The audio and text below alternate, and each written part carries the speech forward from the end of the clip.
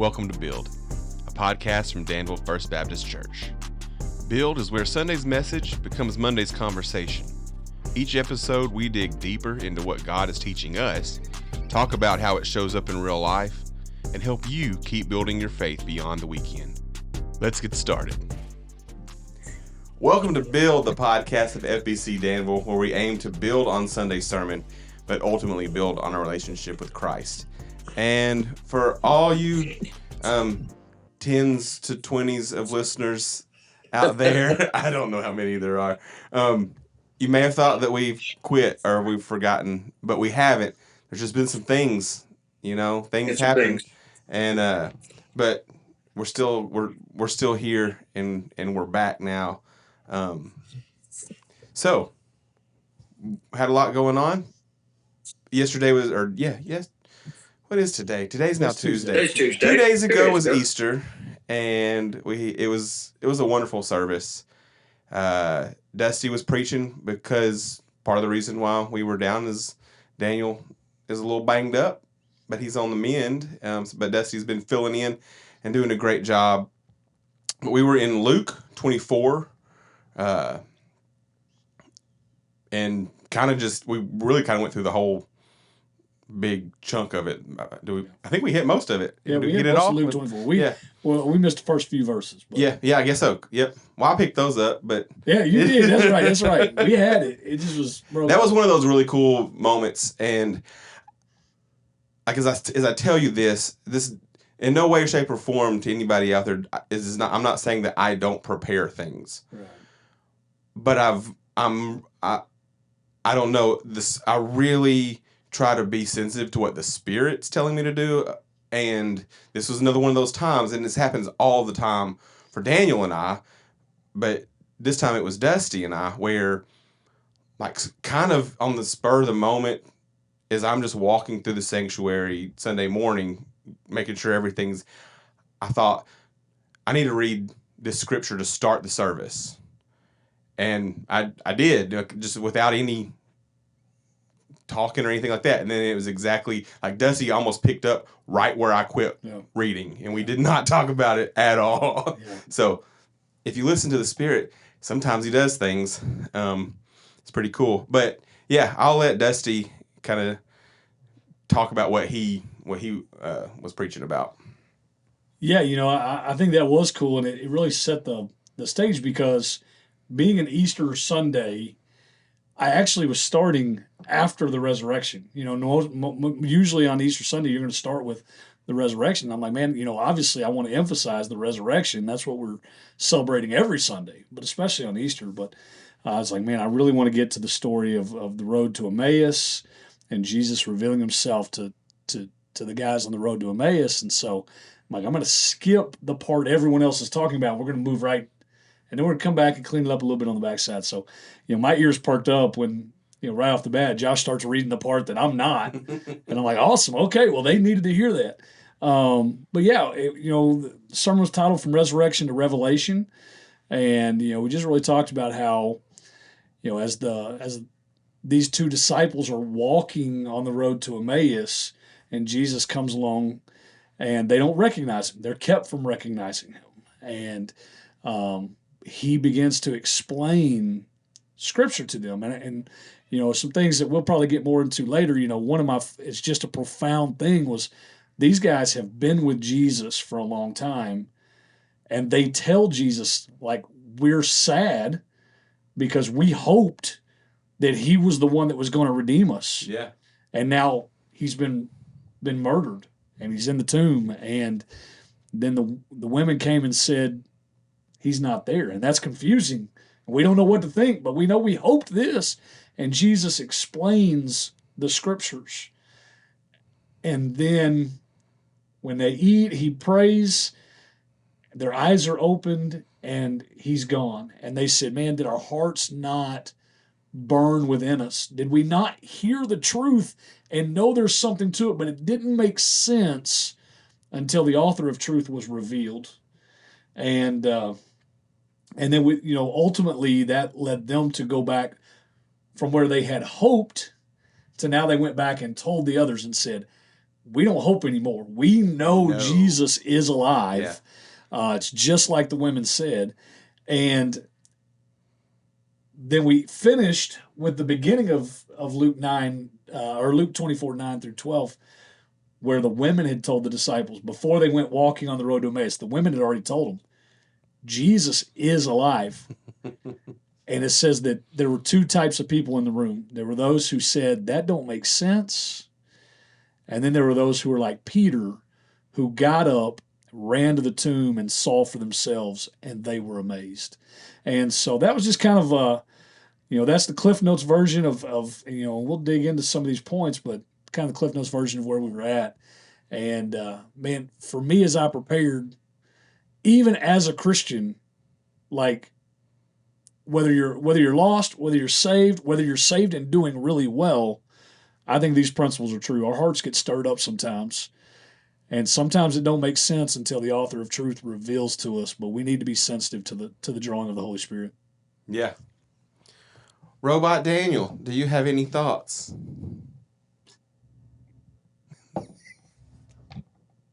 We've lost you. You're mute.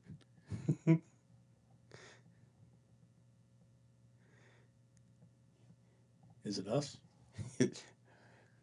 We're trying to technical difficulties work through these I don't know what I'm saying, but if you notice, Daniel's on an iPad. That's his face on there because he's at his house currently, recuperating. It's not just. Hey, you have me now. All right. It kicked off my stuff there for a second. Anyway, I talked so long. Two things on just that opening there. One, Dwight Eisenhower, the great general and president of the United States, he always said that it was really, really important to plan and have a good plan so that when you deviated from the plan, you knew what you were doing. And I feel like that has become kind of second nature for Josh and I. Like, we know what we're doing. We have our plan. Things are worked out, but we really want to be sensitive to the Spirit's prompting. Mm-hmm. And when we vary from the plan, we don't even really have to say that we're varying from the plan. We know we're varying from the plan because we have the plan. Right. And so when we're not following the plan, it's like, okay, this is Spirit-led. This is something the Spirit has for us. And that's usually when the best things happen. So I appreciate Josh's desire and sensitivity to the Spirit in those moments. And I think it always adds some of the sweetest and best moments to our services when those things are present. So appreciate that. And then, Dusty's sermon was great. And I've told him personally already, like, it was a very laser focused, Dusty message. And I mean that in all the positive ways that I could mean that. It was very, it had a lot of biblical depth. It had a lot of insight, and then it was very evangelistically driven, which we've said numerous times is Dusty's gifting. And so, it hit all those things. It did all those things. And then want to give a major shout out for all of you that do not know this, but I was injured on Friday and was in the hospital and was unable to preach the Easter Sunday sermon because I was in the hospital. And so Dusty, found out that he was preaching, I think, Friday night, Dusty, officially? Friday afternoon? Well, that was last Sunday morning or Saturday morning. I mean, that was the week before. I had a little more notice for Easter. Oh, that's right. The week before, I officially found out Saturday. I want to give you a shout out for preaching that message on a day and a half's notice. Yeah. So I haven't got to say that because we haven't had build. Haven't been doing build before. And that's one of the reasons why we didn't, is because I decided to be in the hospital instead. Yeah.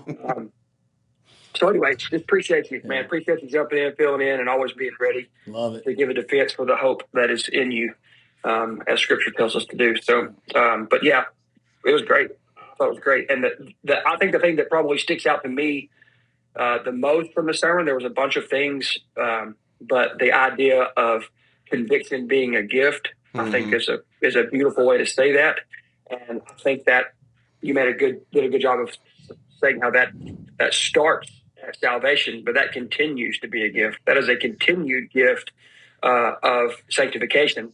and a continued reminder of our down payment that the Holy Spirit is on our salvation, because the Holy Spirit draws and convicts us to the Lord. And anybody that will let you do whatever you want to do at your own expense and at the expense of others doesn't actually love you. Yeah. And God loves us perfectly, and that's why He convicts us, because our sin actually causes harm to us and to others around us, and it's not what's best for us. And God knows that. He's never trying to keep us from what's best. He's always trying to maximize two things at the same time: His glory and our good. Yep. And His glory is our good, and our good is His glory. Yeah. And we're just thankful for that. So conviction being a gift was beautiful. And then, of course, you talked about going from hope to confidence. And I talk about this fairly often. You're talking about hope in the worldly sense of wishing upon a star, and we try to delineate that. You use the English word confidence. Assurance is another word, which is great, because the biblical idea of hope is those things. Right. It is a certain, a definite expectation of a certain outcome when we hope in Jesus. We don't hope like we, hope we, get some nice thing to happen to us. We hope as in we know this is going to happen. We just haven't seen it yet, but we're expecting it. Yeah. And so I thought you did a great job of preaching that truth as well, Dusty. And we had a baptism on Easter Sunday, which is boom. Even extra cherry on top, best thing ever. Loved it. So it was a good day. Even though I was watching via the intrawebs, it was a great Sunday. Well, it's always better if our leader is there with us. But the main thing right now is getting you healed up. But you mentioned the baptism, and that was a fun thing. We had a lady surrender her life to Jesus on Wednesday at prayer service. And, man, it was so sweet, because the very things I was talking about the other day about Peter running to the tomb, like it was that way, man. Yeah. Wednesday night, like I'll be honest, when she started coming to the front, like there wasn't even an official altar call. It was like, hey, come the altar's open to pray. Yeah. This is the time every week where we, you come down and pray. Someone will come pray with you. We'll help you out. And she comes, I won't say full speed, but I tried. It was a scurry. And the fingers going like, hey. One thing, David, I was getting play-by-play updates from your wife. Miss So-and-so just came down, she's talking to Destiny. Oh, my gosh, I think she's getting saved. Yeah. Oh, my gosh, she got saved. Oh, my gosh, she wants to get baptized. Yeah. Yeah, it was, I got the old wave, and then I was like, she's like, I want to be baptized. And so we talked about salvation. And then, so when do you want to be baptized? I said, Daniel's already said, like, man, April 12th, we're going to have the baptistry full. But if you want to get baptized on Easter, let's do it. And she said, will it take away from Easter? I was like, oh, no. Absolutely not. It is going to highlight, and that was the thing, even in the baptism service, I used some of the verses that we used in prayer service from Colossians chapter 2. And I love the way it delineates right there. It highlights that the same power that awakens us to new life is the same power that rose Jesus from the grave. And I thought, what better picture for Easter Sunday than to say that the same, we're in awe that a man came back from the dead, but that's what salvation is, that the old man dies and something new rises in its place, and it's the same power. And, man, it just, God ordained it, man. It was awesome. That's that was an example of, having that slow, steady, and that Jesus does things in His time. Yeah. And just not to get discouraged, because He's always working. Because without going into too much detail, because this person has has privacy. Yeah.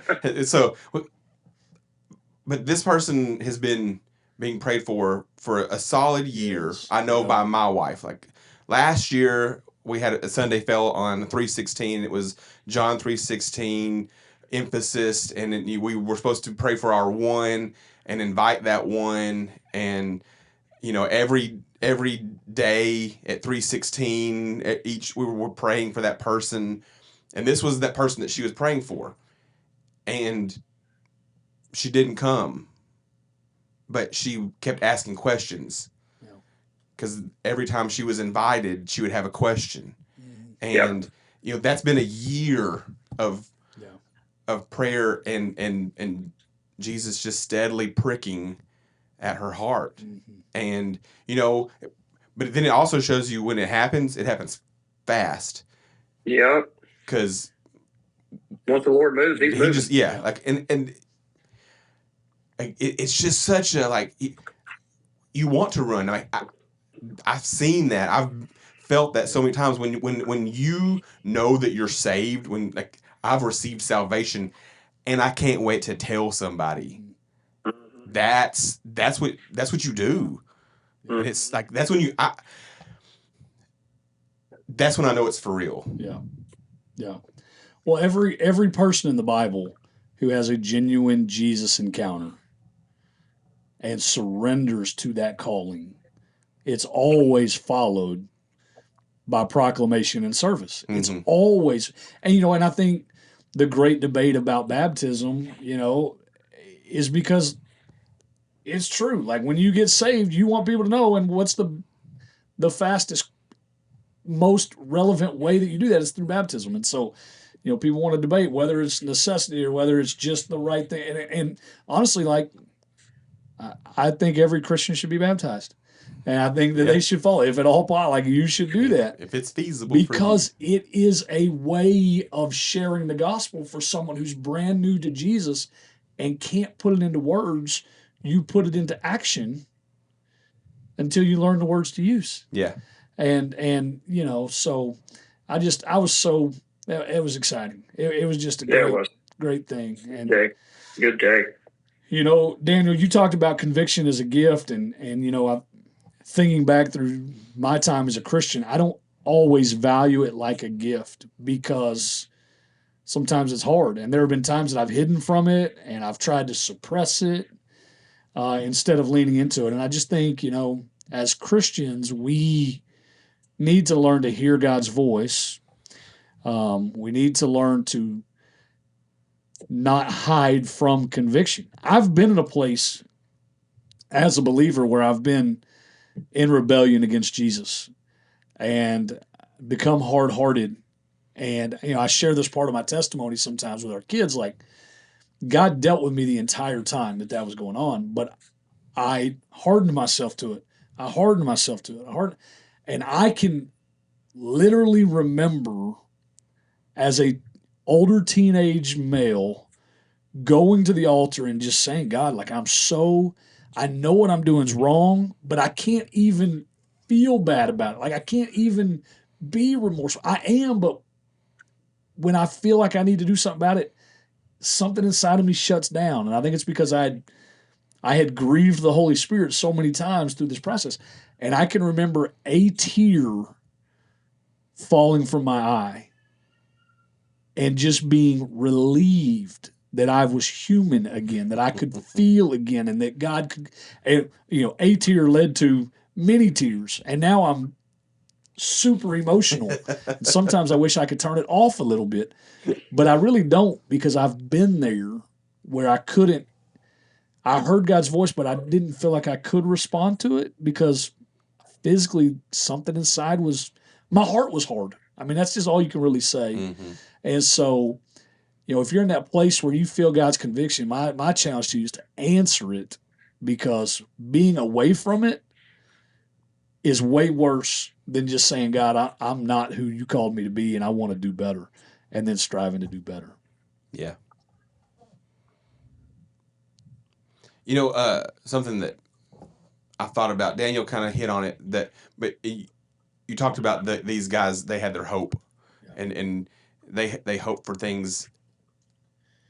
And I sometimes, the more I think that I learn, the more I get mad at the English language. Oh, yeah. Because it just hamstrings us to confusion sometimes, because we use that word hope, like Daniel said, like we're wishing upon a star. Yeah. Like I hope that it doesn't rain tomorrow. Or I hope that whatever the thing is, and that's not the type of hope that was the hope that they had, but that's not the hope that we have now on this side of the resurrection, and the hope that they had after that. They still had a hope, but it's that's there's got to be a better word for it, but it is a hope. We have that. It's a confidence. But I get so mad when that we have misused so many words and watered them down when it comes to pertaining to the gospel. Yeah.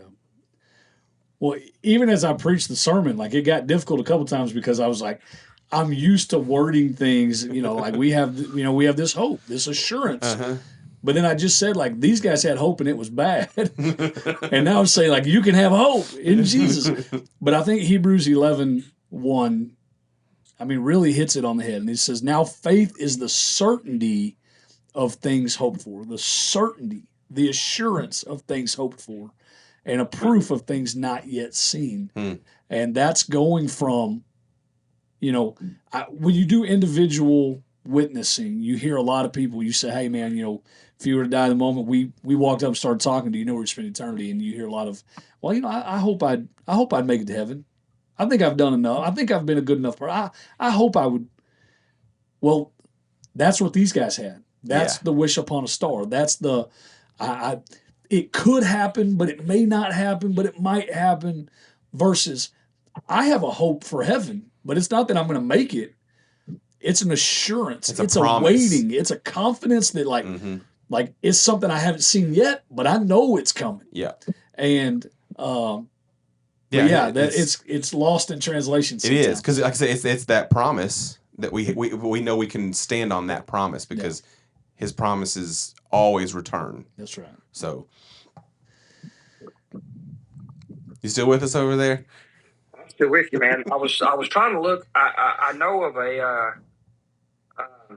there's a great quote about what Dusty was just talking about, and I was trying to pull it up real quick, and I hadn't quite pulled it up just yet. I want to say it's a C.S. Lewis quote, but so it's going to be good if it's C.S. Lewis quote. So, it may not be him, but I'll try and pull it back. Keep looking for that. The gist of it is, I can tell you the gist of it. The gist of it is, we when we're hurt by life and things like that, we think that it's better to protect ourselves and to not feel pain. But the only thing worse than feeling heartbreak is feeling nothing. Mm-hmm. Absolutely. And that's what Dusty's talking about there. When you get that heart of stone kind of season, like that's being numb to everything is actually way worse than feeling pain. It's awful. And because that's kind of what grief is, and loss and those types of things, and feeling the pain is the of what is lost. To feel nothing, that's way worse. Yeah. It's like, I think with Shakespeare, it's better to have love and loss than to never love at all. I mean, it's true. That's true. It's better to feel pain than it is to feel nothing. Yeah. And so, and that's the universal truth, regardless of context. I think so. Yeah. It's a little off the subject just a hair, but it goes with Dusty's testimony he was talking about there, though. Yep. I want to, if you don't mind, want to kind of go back a week, because we've missed a couple, but there were so many things from the Sunday before that I was sitting there thinking, like, ooh, that's good. I want to talk about that some more. That's good. I want to talk about that some more. Yeah. And you may have to help me remember the entirety of things, or but get more specific because aside from what I was just thinking about. But the week before, when Dusty was preaching, was talking about being fully surrendered. Mm-hmm. If I remembered that correctly, was that what you had talked? So you said something along there, like some of you have tried on Jesus, but you've never really put him on. And it was really, it's so cool again how the Spirit just weaves into so many conversations, into things that you hear when he's bringing something to your attention, because you don't just hear it from one thing, you hear it everywhere you go. Yeah. That's what I feel like. And I just heard it talked about, said some of you have invited Jesus into your house. Mm-hmm. And they used this story that they were on a mission trip in Africa, and were invited into these people's house. Like they were brought in as their guests. But their house was one room. So when you were in their house, you occupied their entire house. Yeah. For us, if I invite you, say you can stay with me, that's fine. I've got you a room. And I'm going to put you in that room, and that's going to be your space. The rest of this is actually still mine. Yeah. And depending on how close we are, you might have access to other parts of it, but more than likely, I'm going to give you this bedroom and access to a bathroom. Those, feel free to go in and out of those as you wish. And that's so often what we do with Jesus. People invite him in as a guest, but they don't make him the Lord of their house. They don't give him full access. Yeah, that's good. And I thought that was worth kind of going back and talking about, that being fully submitted and making him the Lord of your life, what that really looks like. Yeah, that's good. That 2 weeks ago, the message was, words matter. I was finishing up the series of Words Matter, and it was speak the gospel. And so one thing when we're going to talk about speaking the gospel, one, we have to know what the gospel is. And so that's really where I was trying to spend time, is that I think that we have, I think the modern American church, without being condemning, without being, I love the church. People know me, right. Like I'm a church guy. I love church. But without being condemning, I think the modern American church is full of really three types of people. You have lost people who come to church every week, but they're still lost. I think we're full of soft, weak-minded Christians who have, to a point, invited Jesus into their life, but has not surrendered fully their life to Jesus. And that's kind of like the four soils thing that Jesus taught in the Bible, the parable, because it's like I go back and forth trying to figure out whether they're saved or not saved in each of the soils. And then I think you have Christians who are solid, who are living it out and struggling because we're still human and we still don't have it grasped, but we have a desire to let Jesus be the Lord. And so the part you're talking about is, I was really just saying, like, look, I think we're called to not just invite Jesus in, but to surrender. Yeah. You can invite, other people groups in, but like when you go to war, like it's not a mix. It's not like, it's like, we're here to win. Right. And Jesus has conquered death, hell, and the grave, and he's conquered Dusty. Right. And until I can surrender myself to his lordship, I don't really know what it's like to be protected by him. I don't really know what it's like to live in hope of something bigger than me. And so, I did say, I think there's a lot of people that, your example, I think is spot on. And to me, I think about going into a designer store as someone who's never been really rich, and I might try on the Oakleys and the nice thing, and I might look at myself in the mirror in the dressing room and snap a selfie, and then I'm going to take it off and I'm put it back on the rack, and 5 years later I may come back and do it again, but the reality is I don't own it. Right. And I think there's a lot of people who come to church and they're putting it on and they're snapping the selfie and they're wearing their gold chain with a cross on it and they're quoting a Bible verse every once in a while, and they're saying, "Oh yeah, I'm a Christian," but there's never been a time in their life that they said, "My life isn't about me. Even my salvation is about me. Jesus saved me because I don't want to go to hell. I want to go to heaven." Right. Right. Even salvation, and so we have to move to a place where salvation is about Jesus, and sanctification isn't so that I'm better. Sanctification is so that I can better proclaim the word to others, and so. That was kind of the crux. I didn't have enough time. I didn't flesh it all out quite the way I would have liked to.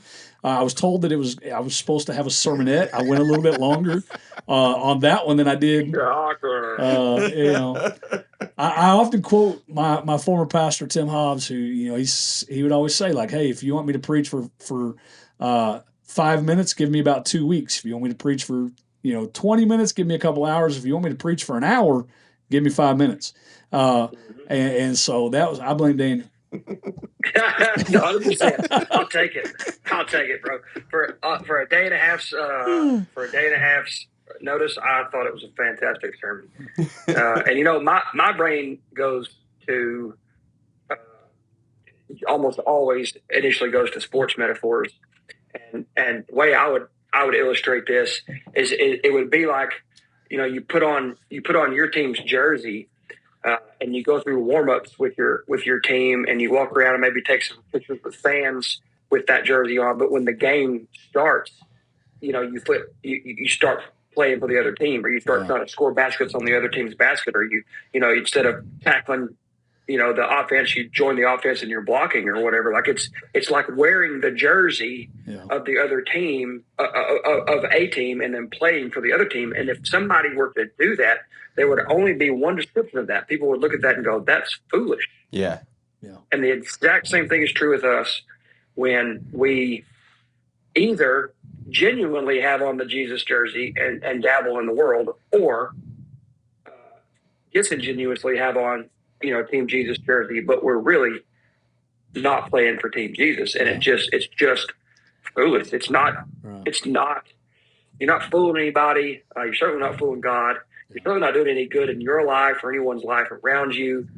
You're causing disintegration with your soul and your body because you're acting one way, but you're believing another, which causes a separation of who you are. Like it's just foolish. Yeah.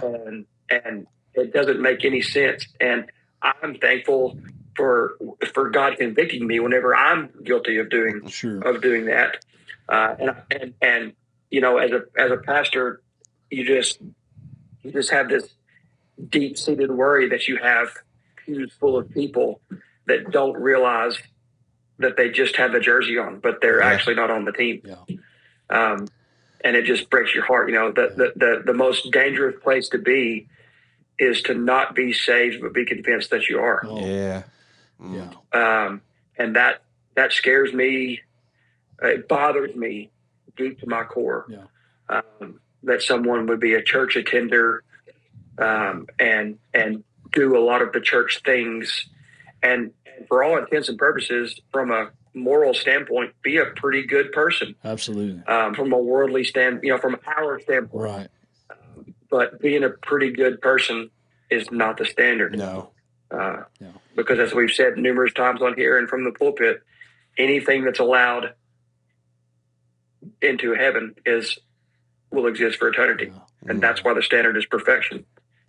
Because the new heaven and the new earth is not going to have sin present, regardless, period. Absolutely. End of sentence. And so we're incapable of that. We have to pass through the blood of Christ to have that righteousness placed upon us.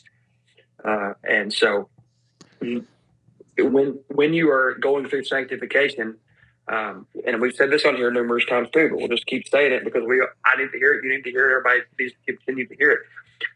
Sanctification is not the process of, in my opinion, it's not the process of becoming more perfect. It's not the process of, because what happens is if we think sanctification is growing in righteousness, full righteousness, then what we end up doing is pretending that we're righteous. And that's not what it is. Sanctification is learning the utter depths and hopelessness of who you are in your sinful nature, were it not for Christ.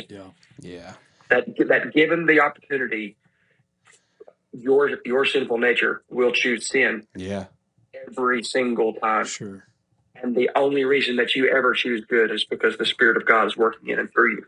It's not you. And the more you yield to that, the more it happens in your life, and the more good and you bring into your life and to those around you. And it just becomes a positive feedback loop. And that's what we want in our life. Your will be done, God, on earth as it is in heaven. That's right. We want to bring heaven to earth while we're here. And then we want to be in the new creation, which is where heaven and earth meet. And heaven's not floating around on a cloud, man. It's a new perfect creation. It's a new perfect creation that is life to the fullest it can possibly be. And bring it on.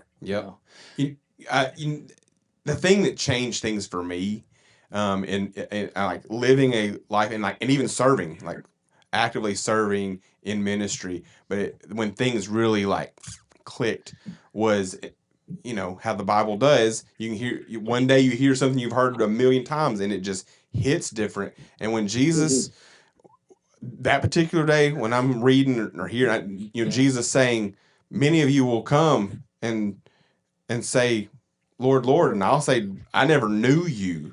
Yeah. And then like, but wait, we did all of these things in your name. Like, I get out of my sight. I do not know you. Yeah. I mean, that really made me throw the brakes on and self-evaluate, what am I doing?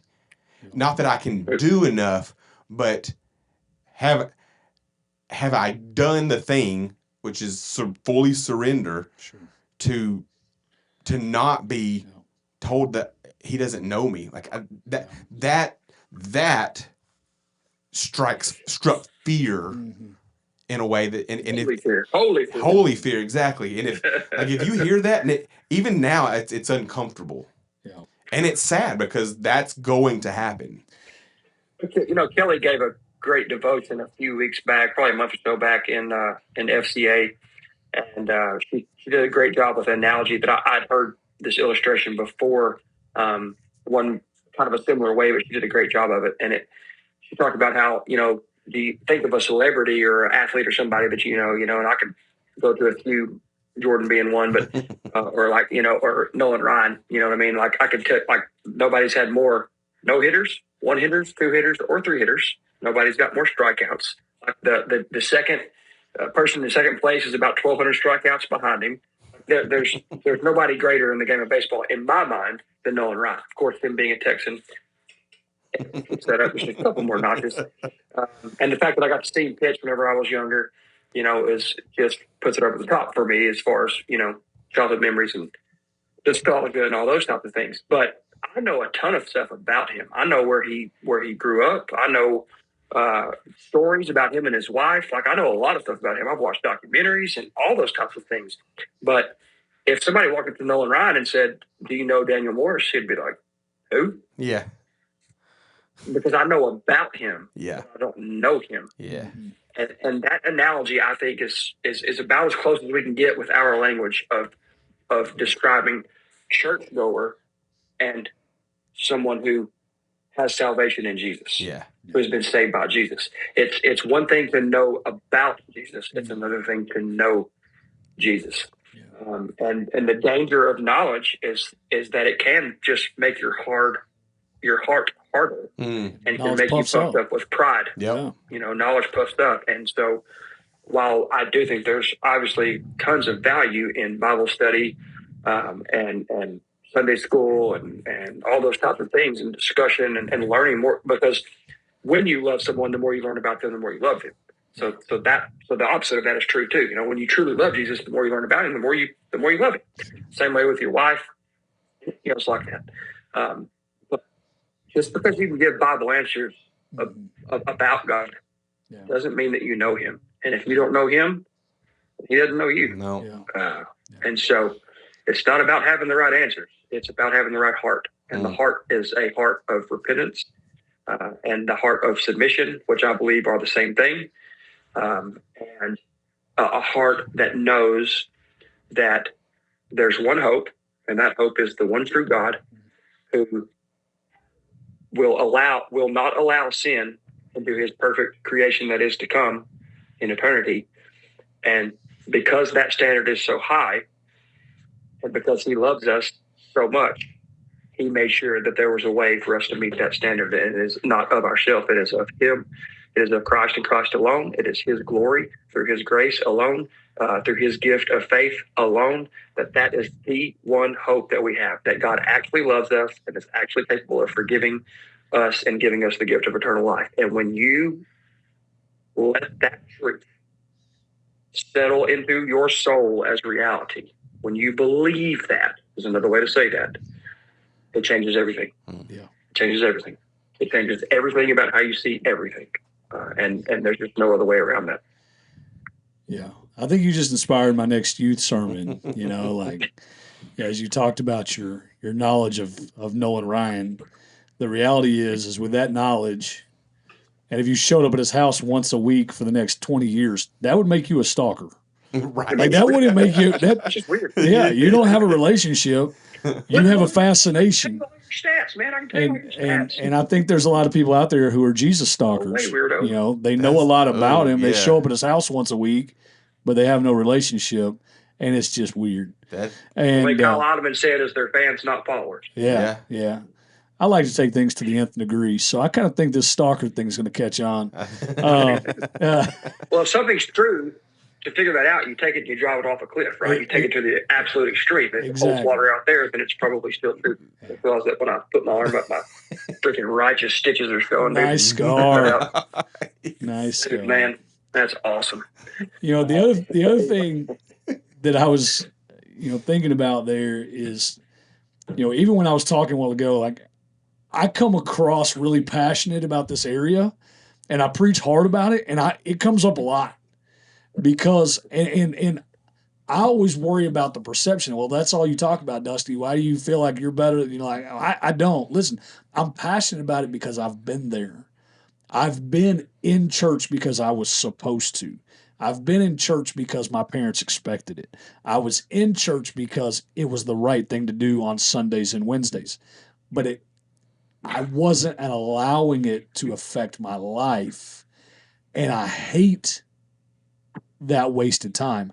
And that's why you see a zeal from me in this area, because I can preach hard about that because I understand it. I've been there. I've lied to myself and said, hey, you and God are good. Yeah, you go to church, man, you've memorized more verses than a lot of people in your church. You are good. And until God revealed to me that, listen, Dusty, quit taking pride in what you know or pride in the fact you come to church. How about you take some pride in actually having a relationship with me and deepening that walk and actually coming into alignment with my will and my word? And so, I don't ever want that to come off from a place of haughtiness or a place of pride. Right. I preach passionately about it because I know the hopelessness of being there, doing the right things, knowing the right words to say, but having no real connection. Playing the role but having no power. Exactly. And I hate that about myself, which in turn makes me hate that for others who are lying to them. I want them to avoid the mistakes I made. And so I guess I've never really thought so much about how it comes across until I just was saying it again right here. And I'm like, dude, I sound prideful. And they're like, oh, these people they're just playing. Like, well, people play church. How do I know? Because I've done it. It's possible. Right. And it's an awful place to be. Yeah. So it's miserable. You can even serve. You can be involved serving, and when you're serving as a means of justification, it is the most miserable place in the world to exist. Yeah. When I'm justifying myself through the amount of service. I've done that before. I've talked to you guys about that before. Yeah. The old adage: if you're put on trial for following Jesus, would there be enough evidence to convict you? Yeah. That lit a fire under me, but it was a self-righteous fire. Right. It was a fire of I will prove to the world and everybody that I love Jesus and follow Jesus by what I do, by the amount of work that I do. Yeah. Mm-hmm. And I sustained that for 5 years about. Yeah. I was doing everything you could possibly think of in our church. Yeah. And I was doing it from a self-righteous standpoint, really deep down. It took me a while to realize that. When really, we've talked about this before, if I were put on trial for being a Jesus follower, the evidence that should be there is, I did something to Daniel one time and he forgave me. Or, Daniel messed up one time, but man, he was quick to realize it and take ownership of that and come back and say, man, I was wrong in that. I hope you forgive me, Yeah. Or, there was a time that I was in need, and nobody knew about it, but Daniel was able to, he was very generous and was able to, help with this or help with that. Like, that's the actual things. Yes. The things that you can't self-justify with. Yeah. Because that is not in our natural nature to live and be that way with people over a lifetime. It is not. And so it's not look at my works it's not look at my worldly works that I have done. It is look at my spirit-driven works that have been done through me, knowing that God is the one who is responsible for those things and doing those types of things. And so there is work to put on the resume, but it's spirit-driven work that is not from us. Right. It's not grit your teeth, pull yourself up by your bootstraps, work that you have done in your own power. There's no power in that. There's misery in that. But when you're working from the Spirit's working in and through you and in your gifting that God has given you, there's endless supply of power in that. And it is not exhausting, spiritually speaking, to do that work from that place. I mean, he is the bread of life. You will have what you need. Yeah. Yep. Yeah, I think we can even sometimes get so caught up in serving that we end up serving to avoid real spirituality. You know what I'm saying? Like, let's go there. Can we go there for a second? Can I do go it, there? bro. Be a sanctimonious jerk, please. Dude, I set the table for you. You clean it up. Let me be a sanctimonious jerk. Okay, let's go there. Do it. I mean, no, you're so right. You know, and I've been there, done that. You know, I'm here. I'm in the building. I'm doing the things, but I'm really deep down doing that to avoid the hard work of having a relationship with God, with God the Father through Jesus Christ the Son, and therefore with my fellow people. Right. And everything relationally in my life is superficial. Yeah. But man, it looks like I'm tearing up the patch. Yep. Dude, I'm here every week. I'm there. I do it all. I'm at kids. I'm at this.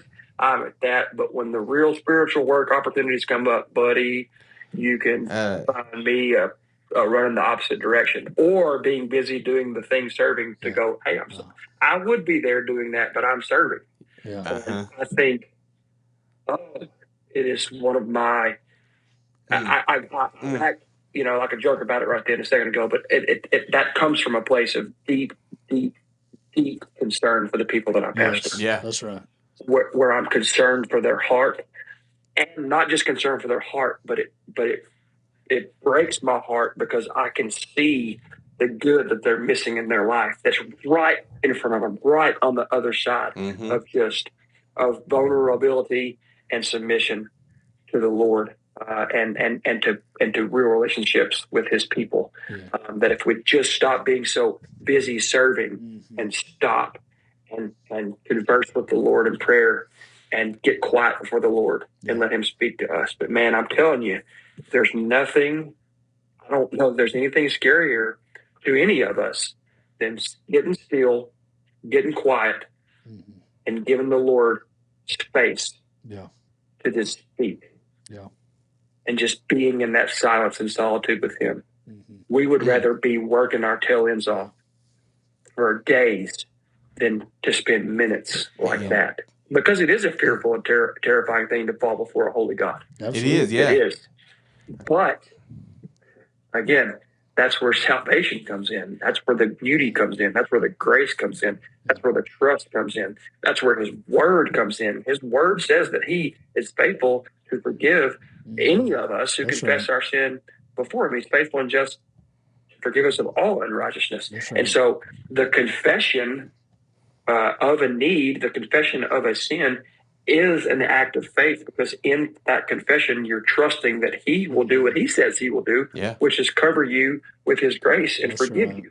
And there's the relationship builds from there. If you're nothing but terrified of your dad to the point that you won't ever actually share the things that matter in your life with him, then you don't actually have a close relationship with him. Right. Yeah.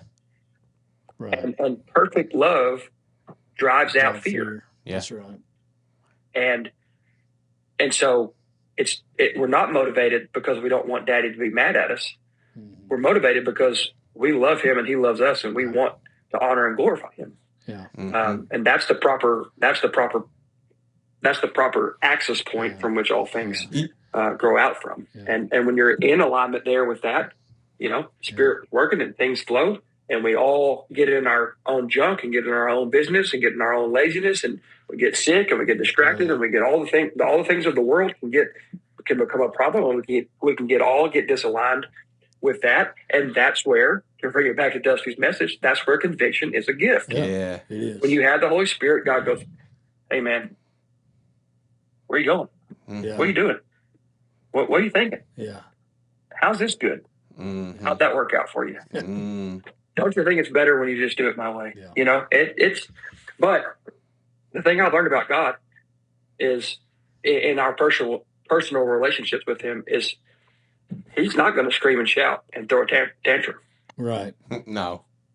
But No. as soon as you get still and quiet and humble, and go, okay, Lord, I'm ready.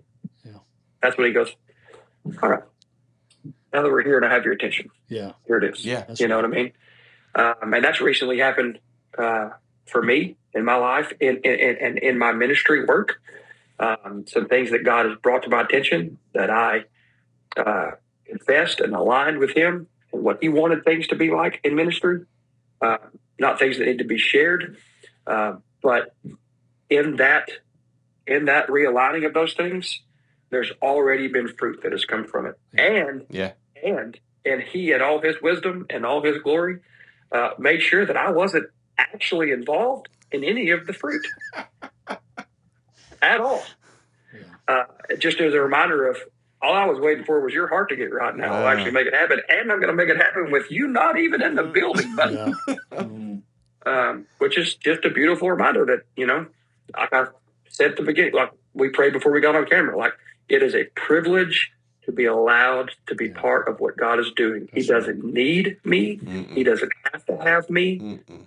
But he wants me to be part. Right. He wants any and all who want to be a part of his work to be part of it. And that is a great, great privilege to be able to do that. And when I remember that, then it makes all the difference in the world. Yeah. Sure. And when I make it about me, it's not a great place to live from. Yeah. Yep. You know, you said when you're describing that person that serves to avoid,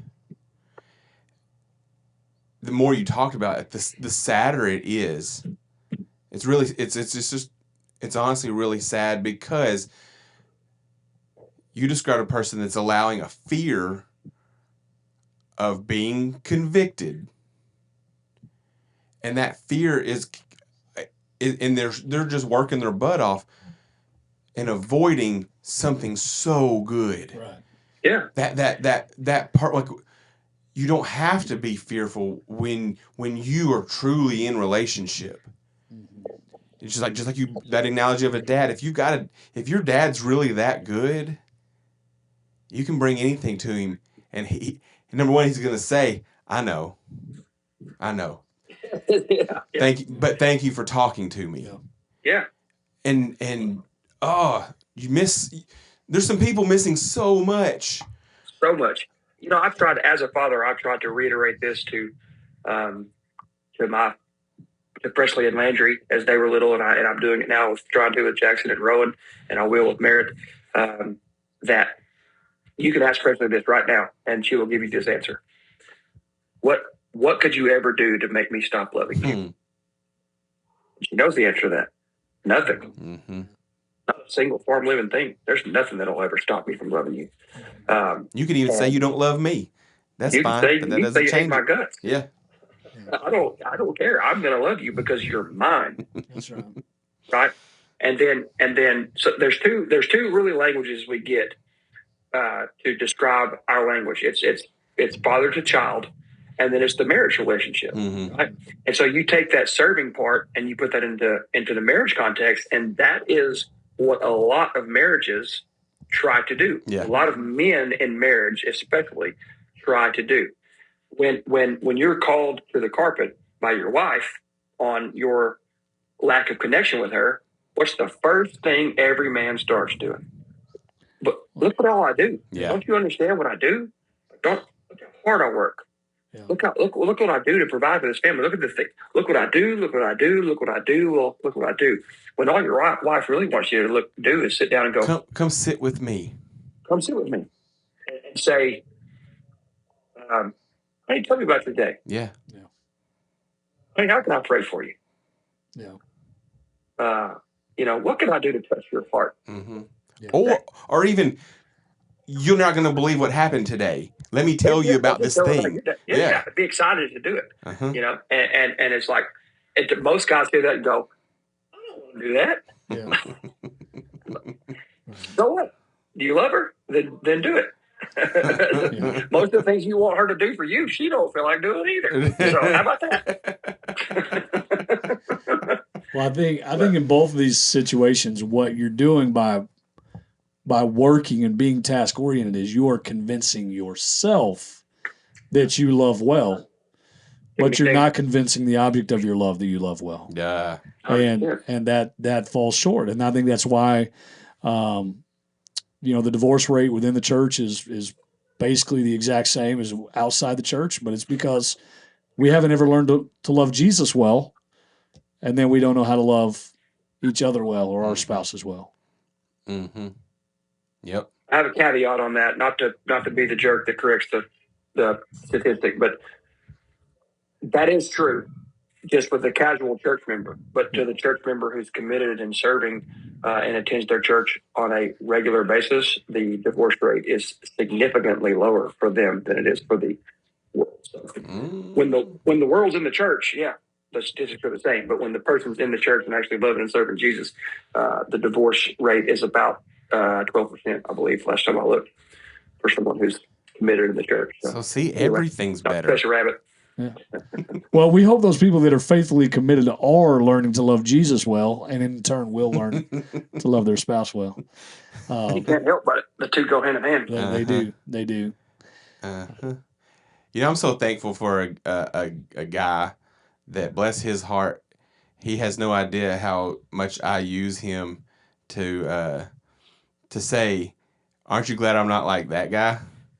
Because this dude, when I first met him, the chick that he was married to, he would make you sick at how much the words that he poured on her. Just it was so syrupy sweet with his love words and how all the things and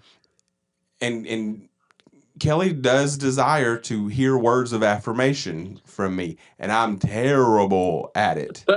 Terrible at it, But in your justification, you say, "Well, but would you really want to be like that guy?" Yeah, because that dude's marriage went, it didn't last because it was all surface. It was all on the surface, and I'm like, well, I could be like, aren't you glad that I'm not like? I could be like that if you want me to, but I'm gonna, so. That's some Dustin Nicholson real marriage advice type stuff right there. Yeah. Don't get a couple that you love, get a couple that you hate. Together.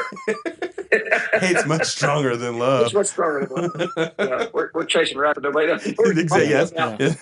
Just look it up. Dustin Nicholson marriage. Yes, it's funny. It's funny. Anyway, well, we about got this hour. Yeah, we hooked, and we probably could go another one because I know we've got a lot to talk. Daniel's probably got a lot to talk about because he's. Just somebody talk to me. Oh well. That was the hard part about getting this back together. It was like, well, we're gonna have to deal with Daniel again. Yeah. No, thanks, Dust. Feeling the love, bro. It's it has been, it's been good. I've enjoyed the opportunity to step in and fill those shoes the best that I can over the last few weeks. But we do miss you, and I was able to share with my Sunday school class. This is what I give you a hard time a lot, and that's never going to change. I hope, unless you make me mad, then I'll be nice all the time because I don't really care that much about you. But I was able to share with my Sunday school right after the accident, let me tell you about your pastor. Your pastor's on the way to the hospital, on his way for major surgery, and he's talking to to Josh on the phone saying, "Hey, you know, this is Friday, and like, well, you know, when's Dusty going to be back, and what are we going to do for church, and how's this going to work?"